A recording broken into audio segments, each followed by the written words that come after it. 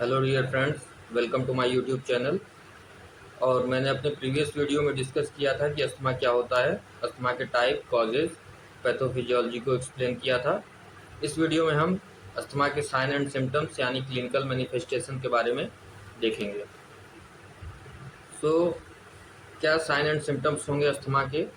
अगर किसी पेशेंट को अस्थमा है तो ये बात डिपेंड करती है कि कितना सीवियर अस्थमा है, या सीवियरिटी ऑफ कंडीशन पर डिपेंड करती है।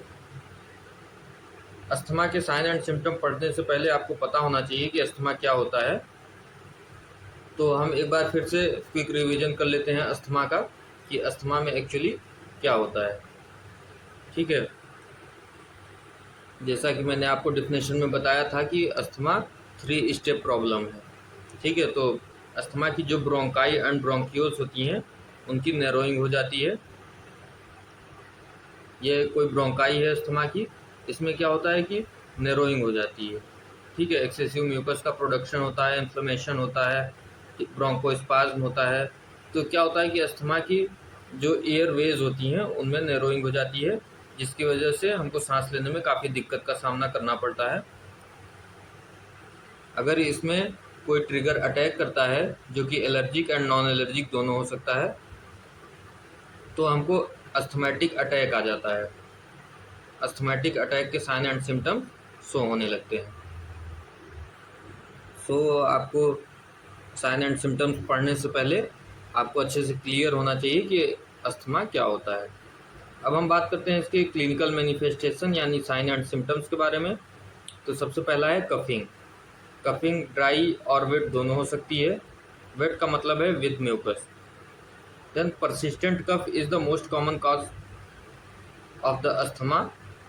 यूजुअली जो कफिंग होती है वो नाइट टाइम, अर्ली मॉर्निंग या ड्यूरिंग फिजिकल एक्टिविटी के समय ज़्यादा होती है। नेक्स्ट है हमारा वीजिंग। वीजिंग में क्या होता है कि वीजिंग का मतलब क्या होता है कि whistling sound during breathing. Whistling sound during breathing इसलिए होती है क्योंकि एयरवे नैरो हो गए हैं और नैरो एयर में एयर का पास करना डिफ़िकल्ट होगा। पर्सन जब भी इनहेल करता है तो एक विस्लिंग साउंड सुनाई देती है, जिसको वेजिंग बोलते हैं। Chest tightness. चेस्ट टाइटनेस इसलिए होती है क्योंकि जो हमारी एयरवेज होती हैं वो कॉन्स्ट्रिक्ट कर जाती हैं, जिसकी वजह से हमको सांस लेने में काफ़ी डिफ़िकल्टी होती है। और चेस्ट टाइटनेस में हमको ऐसा लगता है कि जैसे हमारे चेस्ट के ऊपर कुछ बैठा हुआ हो। नेक्स्ट है शॉर्टनेस ऑफ ब्रीथ। नेक्स्ट है shortness of breath. Shortness of breath का मतलब है कि पर्सन की जो वन ब्रीथ होती है वो कंप्लीट नहीं होती है और पेशेंट को दूसरे ब्रीथ की ज़रूरत पड़ जाती है। ठीक है, तो दूसरे ब्रीथ की ज़रूरत पड़ जाती है, इसे हम शॉर्टनेस ऑफ ब्रीथ कहते हैं। ऐसा इसलिए होता है क्योंकि जो हमारी एयरवेज हैं वो नैरो हो गए हैं और उसमें बहुत कम एयर पास हो रहा है, जिसकी वजह से ब्लड की जो ऑक्सीजन की डिमांड है वो पूरी नहीं हो पा रही है। इस वजह से शॉर्टनेस ऑफ ब्रीथ की कंडीशन हमको देखने को मिलती है। नेक्स्ट है म्यूकस प्रोडक्शन। हमारे एयरवेज में बहुत ही एक्सेसिव अमाउंट में म्यूकस प्रोडक्शन होता है, जिसकी वजह से हमारी जो एयरवेज होती हैं वो नैरो हो जाती हैं और उसमें इन्फ्लेमेशन हो जाता है, जिसमें कि क्या होता है कि हमको सांस लेने में काफ़ी डिफ़िकल्टी होने लगती है। नेक्स्ट साइन एंड सिम्टम है फीवर। फीवर में क्या होता है कि ये हमारे मतलब बॉडी में हमारे जो इन्फ्लेमेशन हो जाती है, सॉरी, बॉडी में हमारे जो इन्फ्लेमेशन होती है उसकी वजह से फीवर 100 डिग्री या 100.4 डिग्री सेल्सियस परसिस्ट करता है। Extreme anxiety caused by breathing difficulty. हमको बहुत एंजाइटी की फीलिंग होगी। नेक्स्ट हमारी कंडीशन है डायफोरेसिस। डायफोरेसिस का मतलब होता है एक्सेसिव स्वेटिंग। इसमें क्या होता है कि पेशेंट इसमें इसमें क्या होता है कि अस्थमा की वजह से जो हमारी अस्थमा की वजह से हमारे जो एयरवेज हैं वो नैरो हो जाते हैं, जिसकी वजह से हमको सांस लेने में डिफ़िकल्टी होती है और उसकी वजह से एंजाइटी की फीलिंग होती है। एंजाइटी की वजह से हमको बहुत ही एक्सेसिव स्वेटिंग होने लगती है। नेक्स्ट कंडीशन है सेंट्रल साइनोसिस। सेंट्रल साइनोसिस में क्या होता है कि जो हमारे लिप्स हैं, नोज़ हैं, ये सभी क्या होते हैं कि येलो कलर के हो जाते हैं due to low level of oxygen. Restlessness. And next condition है चेस्ट एंड एब्डोमिनल पेन। इसमें पर्सन को चेस्ट एंड एब्डोमिनल पेन भी होता है। नेक्स्ट है हेडेक। हेडेक जब हमारे ब्रेन को एडिक्वेट अमाउंट में ऑक्सीजन नहीं मिल पाती है तो उसकी वजह से हेडेक होने लगता है। फटीग। फटीग का मतलब होता है कि पेशेंट को थकान की फीलिंग हो रही है। जब एडिक्वेट अमाउंट में ऑक्सीजन नहीं मिल पाएगा हमारे सेल्स को, बॉडी टिश्यू को, तो क्या होता है कि एनएरोबिक रेस्पिरेशन होना शुरू हो जाता है। जो हमारी एरोबिक पाथवे होती है वो डिस्टर्ब हो जाती है, जिसकी वजह से एनएरोबिक रेस्पिरेशन होना शुरू हो जाता है और हमको फीलिंग ऑफ फटीग यानी थकान की फीलिंग होती है। नेक्स्ट है मेंटल कन्फ्यूजन। मेंटल कन्फ्यूजन में क्या होता है कि पेशेंट हमेशा कन्फ्यूज्ड रहता है। उसको जो साइन एंड सिम्टम्स बताने चाहिए वो सही अच्छी तरीके से नहीं बता पाता है। नेक्स्ट है रेस्पिरेटरी अरेस्ट।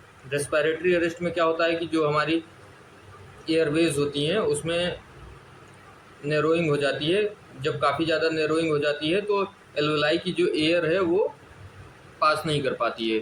तो एल्वेलाई की जो एयर है वो एल्वेलाई में ही ट्रैप हो जाती है, जिसको हम लोग रेस्पिरेटरी अरेस्ट बोलते हैं। नेक्स्ट कंडीशन है कि extreme anxiety caused by breathing difficulty. मतलब हमको एनजाइटी भी sorry now classification based on severity. So asthma को यहाँ पे सीवियरिटी के बेसिस पे डिवाइड किया गया है, जिसमें कि माइल्ड पर intermittent, mild persistent, moderate persistent and severe persistent, ये 4 पार्ट्स में डिवाइड किया गया है। इसमें हम देखेंगे कि वीक में कितने बार क्या कहते हैं अस्थमा का अटैक आता है, नाइट टाइम में कितने टाइम अटैक आता है और उसका ड्यूरेशन क्या होता है। तो इंटरमिटेंट का मतलब होता है कि जो साइन एंड सिम्टम हैं वो रेगुलर नहीं होते हैं। परसिस्टेंट का मतलब होता है कि हमारी बॉडी में डेली एक्टिविटी को परसिस्टेंट का मतलब होता है कि जो हमारी बॉडी के डेली एक्टिविटी को इंटरप्ट करते हैं।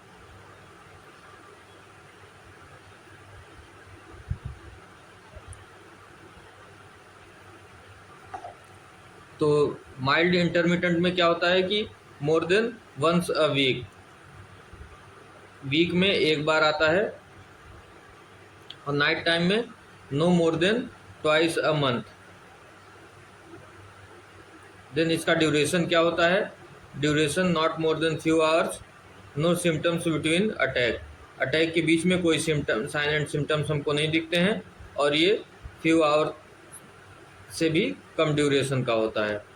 नेक्स्ट है हमारा माइल्ड परसिस्टेंट में क्या होता है कि ये वीक में more than twice a week में 2 बार से ज़्यादा आता है। नॉट एवरी डे नहीं आता है, रोज़ रोज़ नहीं आएगा।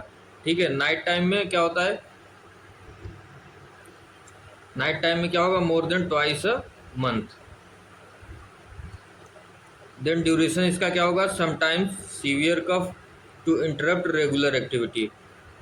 क्या होता है कि सीवियर कफ के साथ आता है और ये हमारे रेगुलर एक्टिविटी को इंटरप्ट करता है। Now third one is the moderate persistent क्या होता है कि वीक ये अटैक होता है, वीक में डेली अटैक होता है। नाइट टाइम में क्या होता है कि more than once a week. Duration इसका क्या होता है कि more severe attack to be for a day, मतलब कि डे टाइम में ज़्यादा सीवियर अटैक होता है। नेक्स्ट है सीवियर परसिस्टेंट वीक में क्या होता है, फ्रीक्वेंट सीवियर अटैक, वीक में लगभग कहते हैं बहुत ही ज़्यादा बार इसका अटैक होता है। नाइट टाइम में क्या होता है, फ्रीक्वेंट होता है, एंड ड्यूरेशन इसका लिमिट डेली एक्टिविटी। इन सब केसेस में अगर प्रॉपर ट्रीटमेंट नहीं दिया जाता है तो अस्थमेटिक अटैक भी हो सकता है, जिससे रेस्पिरेटरी फेल्योर हो सकता है। सो इन सभी केसेस में ब्रोंकोडाइलेटर, इनहेलर्स ये सब देना बहुत ज़रूरी हो जाता है। बात करेंगे डायग्नोस्टिक इवैल्यूएशन के बारे में। अगर आप एक डॉक्टर हैं या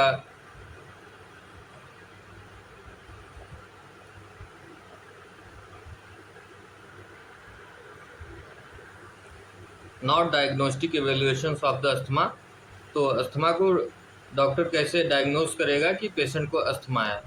सबसे पहला कंडीशन आता है मेडिकल हिस्ट्री। मेडिकल हिस्ट्री में हम पूछेंगे कफिंग के बारे में, म्यूकस सिक्रीशन के बारे में, वीजिंग, शॉर्टनेस ऑफ ब्रीथ के बारे में। पेशेंट खुद ही बताएगा कि हमको वीजिंग साउंड सुनाई देता है या वीजिंग साउंड आता है जब हम सांस लेते हैं तो। नेक्स्ट हमारा फिजिकल एग्जामिनेशन। फिजिकल एग्जामिनेशन में मेनली हम चेस्ट पर फोकस करेंगे। उसके बाद है स्पायरोमीटर। स्पायरोमीटर से क्या करते हैं कि हम पेशेंट को उसमें एक्सहेल करने के लिए बोलते हैं, जिससे हमको पता चलता है कि जो पेशेंट की एयरवे की नैरोइंग है वो कितनी है। ये एक स्पायरोमीटर आपको दिखाया गया है। ये स्पायरोमीटर का डायग्राम है, कुछ इस तरीके का दिखता है। देन नेक्स्ट है हमारा peak expiratory flow. Peak expiratory flow जो है वो इस तरीके का दिखता है। ये डायग्राम नीचे आपको शो करके दिखाया गया है, ठीक है। तो इसमें क्या होता है कि हम पेशेंट को एक्सहेल करने के लिए कहते हैं, जिससे कि इसका ये जो मीटर है ये ऊपर जाता है, जिससे हमें पता चलता है कि पेशेंट कितनी तेज़ी से उसमें फूंक मार पा रहा है या कितनी तेज़ी से एक्सहेल कर पा रहा है। इससे हमें पेशेंट के लंग कंडीशन के बारे में पता चलता है। नेक्स्ट कंडीशन है हमारा पल्स ऑक्सीमेट्री। पल्स ऑक्सीमेट्री से हम क्या करते हैं कि पेशेंट के ऑक्सीजन, ब्लड में जो ऑक्सीजन की सेचुरेशन होती है उसके बारे में हम पता करते हैं। ये पल्स ऑक्सीमेट्री का डायग्राम आपको दिखाया गया है। ये इसको क्या करते हैं कि हम पेशेंट के फिंगर में अटैच कर देते हैं और हमारी जो नॉर्मल रीडिंग है वो हमको शो ऑफ हो जाती है, ठीक है।